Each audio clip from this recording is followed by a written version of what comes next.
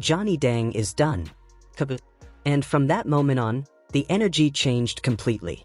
Rappers aren't playing polite anymore. They're snatching those bust downs straight out of their mouths on camera, no anesthesia, no hesitation. Then came the line that sealed it for real. Sauce Walka put the nail in the coffin and said it plain and direct. "I'm done getting finessed by that man." Yeah, I'm finna take these two out of me. And Kodak Black made his position impossible to misunderstand. Now Johnny is reportedly facing arrest amid allegations tied to fake jewelry sales, and rappers are starting to speak out. Let's break it down. Rappers react. The accusations that sparked the backlash. Much of this controversy traces back to Sauce Walka, a Houston rapper who had been closely connected with Johnny Dang for over 2 decades.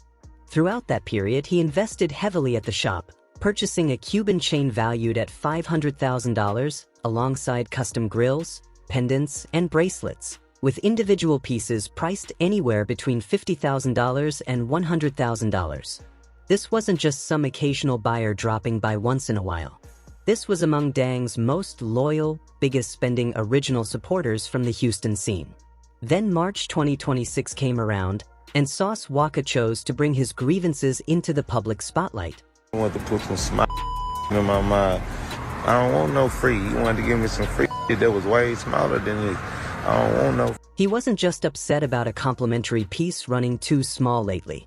He claimed Johnny Dang was prioritizing out-of-town celebrities with larger stones, better pricing, and noticeably more attention than locals. Meanwhile, Sue, who had supported Dang in Houston for 2 full decades, felt he was being offered a downgrade instead. After all that loyalty and all that money spent, Walka felt taken advantage of, like his trust had been misplaced. Give me some free that was way smaller than this. I don't want no free. I want my money and I want to go over the top, best of the best, biggest of the biggest, make it. But the real heat wasn't about the size of the piece, it ran much deeper. Sauce Walka's core accusation hit at the heart of the jewelry itself. He claimed Johnny Dang had been slipping CVD diamond slab-grown stones produced in weeks into custom pieces, selling them as natural VVS diamonds. The price gap was staggering. A 1-carat natural diamond could cost up to $10,000, while a 1-carat lab-grown stone barely reached a few hundred. Sauce Walka said he had been paying top-tier money for stones that weren't top-tier. He called it getting finessed. And on the streets, getting finessed by someone you've trusted for 20 years cuts differently.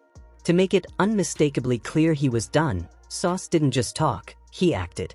He pulled up to Plug Geo, jeweler Jose Mata, who had once worked inside Dang's shop before starting his own, and ordered a brand new permanent diamond grill set for $1 million.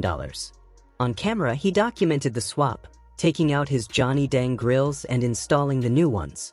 "This isn't just an upgrade," he said. "I'm setting a new standard for all of Texas." This wasn't their first clash.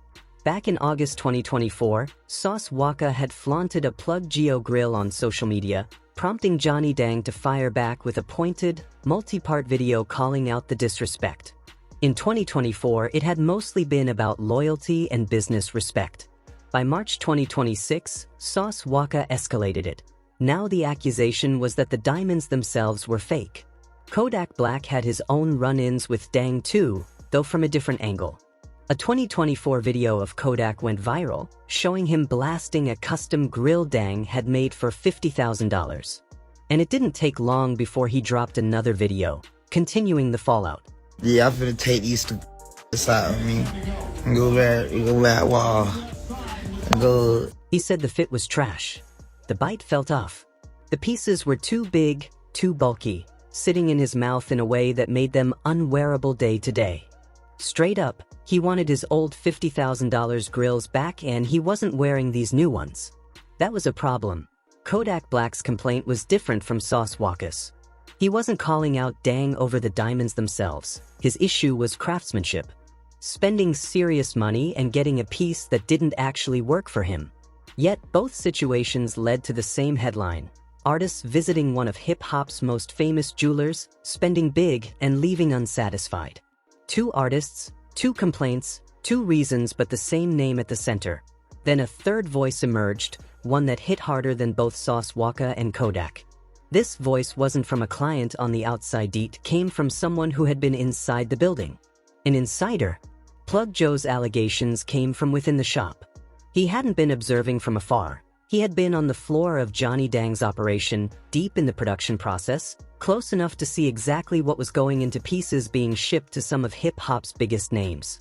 That perspective gave his words a weight that no outside complaint could match, and when he stepped in front of a camera in March 2026, people were listening. Times where I would ask him and beg him, be like, hey bro, look, I made you $9 million in a year. Just give me 4% commission. He claimed he had brought in $9 million in revenue for the shop in a single year. All he asked for was a modest 4% commission. Instead, he said Dang was giving him just 2% and paying him $10 an hour. When he pushed for more, the response was almost insulting, just $2 extra an hour. Oh, I'm gonna give you a $2 raise. I only get paid $10 an hour because I get paid 2% commission every month. What the f is a $2 raise gonna do for me and my kids, bro? The pay issue was real, and it explained exactly why Plug Geo eventually walked away. But the claim that truly ignited the internet had nothing to do with money. It was about what was actually happening to the diamonds inside the pieces being sold to those high-profile clients. And I've had several clients who come in and they'll be like, bro, why my shit tested CVD? Well, I don't fucking know. Y'all gotta ask Johnny, bro. That's Johnny's production. He was talking about CVD diamond lab-grown stones being slipped into pieces that were priced and presented as natural VVS diamonds. According to him, clients had already returned to the shop with pieces tested elsewhere, and the results confirmed what he feared: lab-grown stones instead of natural ones. He admitted he had no answers for them. All he could do was tell those clients to go straight to Johnny Dang, because the production decisions were above his level. That was the most explosive part of Plug Joe's statement. He wasn't speaking loosely. He was describing real clients walking back into the shop with real pieces that had already failed independent diamond tests, pointing the finger straight at the top. By the time he went public, Plug Geo had already left Dang's shop and started his own competing business. That gave Dang's side room to argue that a former insider-turned-rival had every reason to speak out. And the fact that Sauce Walka went straight to Plug Geo for a new $1 million grill only added fuel to that narrative. But none of it slowed the story down. The mix of Plug Joe's insider allegations and Sauce Walka's client complaints created a wave across hip-hop media that spread fast. Recap videos dropped within hours. Comments sections lit up. Fans started tagging artists known to shop with Dang, asking if their pieces had been tested. The story was moving quickly and hitting hard because this wasn't some random claim. The industry already knew this was possible. Lab-grown diamonds had become cheaper and more accessible. For years, jewelers had been navigating a market where stones that looked identical to natural diamonds could be made in weeks for a fraction of the price. The temptation to swap them and how difficult it was to tell with the naked eye was no secret. Plug Joe's claims tapped into a conversation that had been quietly building in the jewelry world, and that's what made it even more complicated for Johnny Dang. He had already addressed this exact issue months before it blew up publicly. In a September 2025 interview with KHOU 11 in Houston, Johnny Dang openly discussed how lab-grown diamonds were disrupting the natural diamond market. He admitted the two stones looked nearly identical to the naked eye and said a regular buyer couldn't tell the difference. He even revealed he was taking losses on natural diamond inventory because of the shift. Dang had already been on camera explaining that the visual difference was almost impossible to catch. And now, a former employee and a former client were claiming that same reality had been used against customers spending hundreds of thousands in his shop. Whether proven or not, the timing couldn't have been worse. Meanwhile, another battle had already been heating up for months, one with nothing to do with lab-grown stones and everything to do with unpaid tabs. The debt list, millions owed, and even a diss track to prove it. Before the fake diamond claim surfaced, Johnny Dang was already in a public fight, just a different one. In early January 2026, he dropped direct-to-camera videos calling out multiple rappers by name for sliding on payments for custom jewelry they had already taken. There were no subtle hints. He went straight at them. Where my motherfucking money, man? I need my money. Where the fucking money at? All the rapper too. Sean Skinton, Richard Kid. I need my motherfucking money, man. Yeah. He publicly criticized Sean Kingston. He put Rich the Kid on blast. According to him, both received custom pieces and never cleared their debts.